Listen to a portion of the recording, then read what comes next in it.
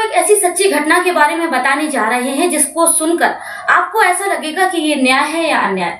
जी हाँ, मैं बात कर रही हूँ ऐसे व्यक्ति की जिसको युवा अवस्था में एक हत्या के मामले में उम्र कैद की सजा अदालत के द्वारा सुनाई जाती है, लेकिन वो व्यक्ति चिल्लाता है, चीखता है कि वो बेगुनाह है, बेगुनाह है।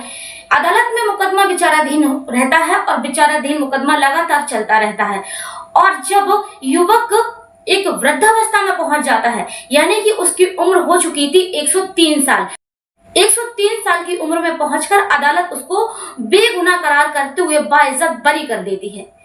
लेकिन ये न्याय है या अन्याय, ये आप खुद कमेंट करके हमें बताएंगे। इनकी पूरी जीवन रेखा पर सबसे पहले हम प्रकाश डालते हैं कि आखिरकार इनके साथ ऐसा क्या हुआ था कि अदालत ने इनको उम्र कैद की सजा सुनाई थी। लखन को हत्या के आरोप में वर्ष 1977 में गिरफ्तार करके जेल भेजा गया था।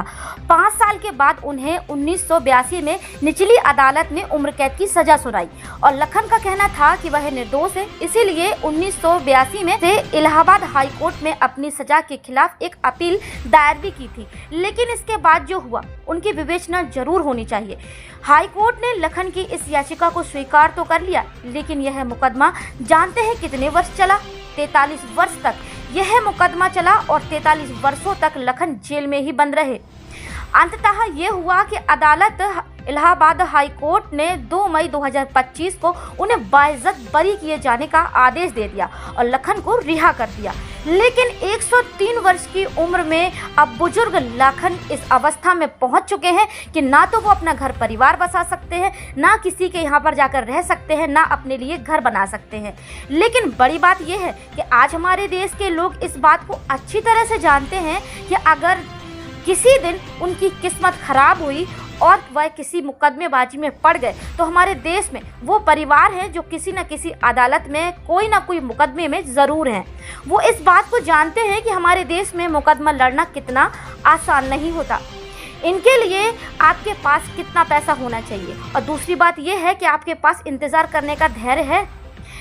आपकी आधी ज़िंदगी क्या पूरी ज़िंदगी भी एक मुकदमे में लड़ते लड़ते लग सकती है। कितने लोग ऐसे हैं जिन्होंने लोन लिया है, उधार लिया है, अपनी ज़मीनें बेच दी हैं, अपने मकान तक बेच दिए हैं, सिर्फ इसलिए ताकि वे अदालत से न्याय ले सके। और फिर भी हमारे देश की जो आखिरी उम्मीद होती है लोग भी वही अदालत की होती है। और जब कहीं किसी को निराशा हाथ लगती है तो तब वह इंसान यही कहता मिलता है कि हम आखिर तक अदालत तक जाएंगे, तुमसे मुकदमा लड़ेंगे, तुम पे केस करेंगे, तुम्हारे ऊपर मुकदमा ज़रूर करेंगे, अदालत जाएंगे और तुम्हारे साथ अदालत के तौर पर ही लड़ाई लड़ेंगे। हर व्यक्ति आज यही बात कहता घूमता है। सोचिए कितनी उम्मीद से देश के लोग ये बात कहते होंगे। जब हम सुप्रीम कोर्ट जाते हैं तो क्या एक गरीब लाखन इंसान जैसा कभी एक वकील भी अफोर्ड कर सकता है? क्या हाई कोर्ट और सुप्रीम कोर्ट की जो पैसा लगता है उनकी महंगी महंगी वकीलों की फीस को हायर करने के लिए क्या वो पैसा दे सकता है? मुकदमा लड़ने का पैसा उसके पास होगा? लखन पुत्र मंगली उत्तर प्रदेश के कौशाम्बी जेल में थे, जो कि 2 मई 2025 को अभी हाल ही में रिहा हुए हैं। लेकिन जब लखन इस उम्र कैद की सजा से रिहा हुए, अदालत ने उनको रिहा किया, बाइज्जत बरी किया। लेकिन उनके साथ ये बहुत बड़ा अन्याय हुआ है, क्योंकि वो जब जेल में थे और वो अपने न्याय की भीख मांग रहे थे, चिल्ला रहे थे कि वो बेगुनाह है, उन्होंने हत्या नहीं की है, तब ये बात सुनने के लिए ना अदालत तैयार थी, ना वकील उनके लिए कुछ कर पाए और अदालत ने उनको उम्र कैद की सजा सुना दी। अब उनकी उम्र 103 है। वर्ष 2025 2 मई को उनको अदालत ने बाइज्जत बरी कर दिया है। हमारे देश को कितनी उम्मीदें होती हैं न्यायालय से। अगर कभी किसी की किसी व्यक्ति से लड़ाई हो जाती है, विवाद हो जाते हैं, झगड़े हो जाते हैं, कुछ भी हो जाता है, तो वो सिर्फ ये बात कहते हैं कि मैं तुम्हें देख लूंगा अदालत में, हम लड़ेंगे अदालत की लड़ाई। लेकिन अगर अदालत की लड़ाई लड़ते लड़ते लोगों के घर, मकान, जमीन जायदाद तक बिक जाते हैं और मुकदमे हैं कि खत्म होने का नाम ही नहीं लेते। लेकिन जब भी आप खुद ही सोचिए कि जब भी आप लड़ते हैं तो आप ये सोचिए कि अपने समय का बर्बादी कर रहे हैं, अपने वक्त की बर्बादी कर रहे हैं। ज्यादा से ज्यादा कोशिश ये करें कि झगड़ा ना ही करें, क्योंकि झगड़ा आक्रोश में आकर बड़े बड़े कदम उठा लेने लोगों की हत्याएं हो जाती हैं और मुकदमे अदालत में पहुंच जाते हैं। और जब मुकदमे अदालत में पहुंच जाते हैं तो ये वर्षों की बातें हो जाती हैं। इनमें जीवन पूरा बर्बाद हो जाता है, समय बीत जाता है, पैसा खर्च हो जाता है। इसीलिए कहते हैं विनाश काले विपरीत बुद्धि। जब विनाश की बेरा आती है ना, विनाश का समय आता है, तो जो बुद्धि है वो हर जाती है, बुद्धि चली जाती है। तो कभी भी आप न्याय पाने के लिए अदालत का सहारा लें, लेकिन सबसे पहले ये सोचें कि हमें लड़ने से कुछ नहीं मिलेगा, सिर्फ और सिर्फ बर्बादी, समय की बर्बादी, पैसे की बर्बादी, हनन होगा आपका। इससे ज्यादा आपको कुछ नहीं मिल सकता। न्याय मिलेगा, लेकिन जब तक हो सकता है आप ही ना रहे।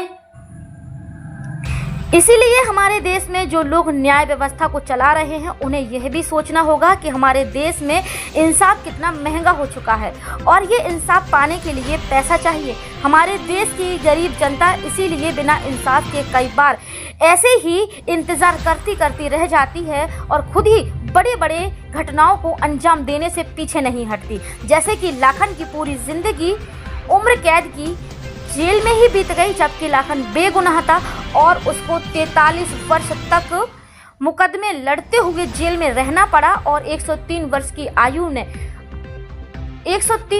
आयु में लाखन को कोर्ट ने बाइज्जत बरी कर दिया। अब आप खुद तय कीजिए कि आखिरकार लाखन के साथ न्याय हुआ है या फिर अन्याय। 103 वर्ष की आयु में आकर लखन अब बुजुर्ग अवस्था में पहुंच चुके हैं। अब आप खुद सोचिए कि उनकी इस रिहाई का क्या करेंगे वो। क्या उनके पास परिवार है? क्या उनके पास खाने पीने की व्यवस्था है? क्या उनके पास घर मकान कुछ भी है? ना तो वो युवा अवस्था में है कि वो दोबारा से कमाकर खा लेंगे, अपना परिवार दोबारा से बना लेंगे, और अब बुढ़ापे की स्थिति में पहुंच चुके हैं। अब बुढ़ापे में उनकी सेवा करने के लिए भी कोई नहीं बचा है। अब आप खुद तय कीजिए कि ये न्याय है या अन्याय।